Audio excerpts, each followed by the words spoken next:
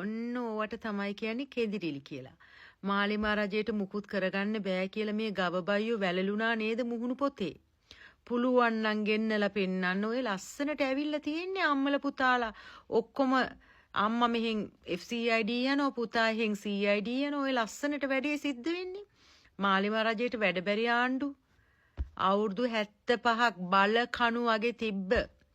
ඔය රජයන් පෙරලලා දාලා සුන්නත් දූලි කරලා මේ රටේ රජේ පිහිටෙව්වේ. රනිල් වික්‍රමසිංහව එක දවසක් පුළුවන් නම් ඇතුළට දාන්න කිව්වා. ඔය ලස්සනට දැම්මේ. දැන් ඔය ලස්සනට නේ හොරා කාපු සල්ලි මාට්ටු වෙලා ඔය එන්නේ ලස්සනට සිරිලිය. සල්ලි ටිකක් එහෙම හිවුණා. ඇයි හිතුවද මේ රුපියල් 10ක් 15ක් කියලා? කෝටි 8ක්.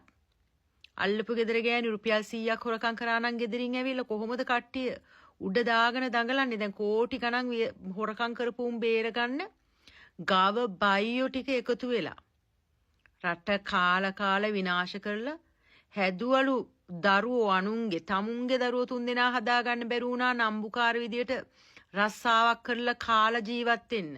හොරා කන්නයි රටේ සල්ලි දූෂිත විදියට පාවිච්චි කරන්නයි බලය පාවිච්චි කරන්නයි දරුවෝ එක්ක මිනිමරන්නයි තමන්ගේ දරුවන්ව පිළිවෙලකට හදාගන්න බැරි කාලකන්ණි අම්මා කෙනෙක් කොහොමද මිනිහෝ අනුන්ගේ දරුවෝ හදන්නේ?